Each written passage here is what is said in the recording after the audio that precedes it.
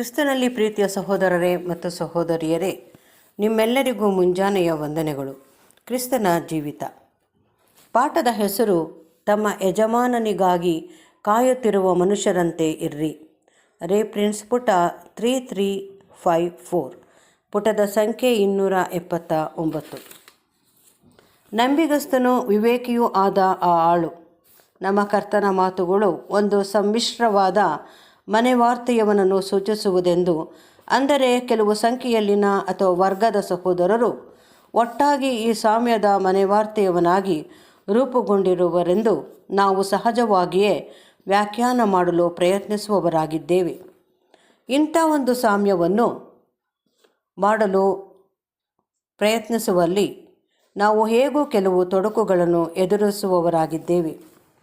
ಇಂಥ ಒಂದು ವರ್ಗವು ಸಭೆಯಲ್ಲಿರುವುದೆಂಬುದನ್ನು ಕಲ್ಪಿಸಿಕೊಳ್ಳುವುದಾದರೆ ಬೇರೆಡೆ ಅಂಥದ್ದನ್ನು ಗುರುತಿಸಿದಂತಾಗುವುದು. ಅಂದರೆ ಸಭೆಯಲ್ಲಿ ಉಳಿದವರಿಗಿಂತಲೂ ಭಿನ್ನವಾಗಿದ್ದು ಪ್ರತ್ಯೇಕವಾಗಿರುವ ಒಂದು ಸಭಾ ಸೇವಕ ಅಥವಾ ಅಧಿಕಾರಸ್ಥ ವರ್ಗವನ್ನು ಗುರುತಿಸಿದಂತಾಗುವುದು. ಕಾರಣ, ಈ ಮನೆವಾರ್ತೆಯವನು ಆ ಮನೆಯವರಿಗೆ, ಅಂದರೆ ತನ್ನ ಜೊತೆ ಸೇವಕರಿಗೆ ಅನುದಿನಕ್ಕೆ ಬೇಕಾದ ಆಹಾರವನ್ನು ಒದಗಿಸಬೇಕಿರುವುದು. ತಾವು ಎತ್ತಿ ಹಿಡಿದು ಹೇಳುವುದೇನೆಂದರೆ, ಕ್ರಿಸ್ತನ ಸಭೆಯು ಸಭಾ ಸೇವಕರು ಮತ್ತು ಸಾಮಾನ್ಯರು ಎಂಬುದನ್ನು ಒಳಗೊಂಡಿರುವುದಿಲ್ಲ. ಆದರೆ ನೀವೆಲ್ಲರೂ ಕ್ರಿಸ್ತ ಯೇಸುವಿನಲ್ಲಿ ಒಂದಾಗಿರುವಿರಿ ಮತ್ತು ಒಬ್ಬನೇ ನಿಮ್ಮ ಗುರುವು ಆತನೇ ಕ್ರಿಸ್ತನೇ.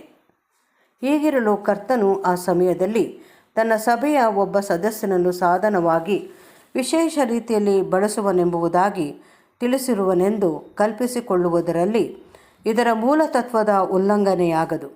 ಕರ್ತನು ಆ ಸದಸ್ಯನ ಮೂಲಕವಾಗಿ ಸೂಕ್ತವಾದ ಸಂದೇಶವನ್ನು, ಅಂದರೆ ಆ ಸಮಯಕ್ಕೆ ಸೂಕ್ತವಾದ ಆತ್ಮಿಕ ಪೋಷಣೆಯನ್ನು ಒದಗಿಸುವನು. ಕಾರಣ, ಹಿಂದೆ ಹಲವಾರು ಸಮಯಗಳಲ್ಲಿ ಕರ್ತನು ವ್ಯಕ್ತಿಗಳನ್ನು ಇಂಥ ಒಂದು ವಿಧದಲ್ಲಿ ಬಳಸಿಕೊಂಡಿರುವನು. ದೃಷ್ಟಾಂತವಾಗಿ ಹೇಳುವುದಾದರೆ, ಪೇತ್ರನು 50ಮ ದಿನದಲ್ಲಿ ಮತ್ತು ಅನಂತರ ಕೊರ್ನೇಲಿಯನ ಮನೆಯಲ್ಲಿ ಪರಲೋಕ ರಾಜ್ಯದ ಬೀಗದ ಕೈಗಳನ್ನು ಉಪಯೋಗಿಸಿದ್ದನು. ಅಲ್ಲದೆ 2 ಸ್ಥಳಗಳಲ್ಲಿಯೂ ಆತನು ವಿಶೇಷವಾದ ಸತ್ಯಾರ್ಥಗಳನ್ನು ಒದಗಿಸಿಕೊಡುವುದಕ್ಕೆ ಒಬ್ಬ ವಿಶೇಷ ಸೇವಕನಾಗಿ ಬಳಸಲ್ಪಟ್ಟಿದ್ದನು.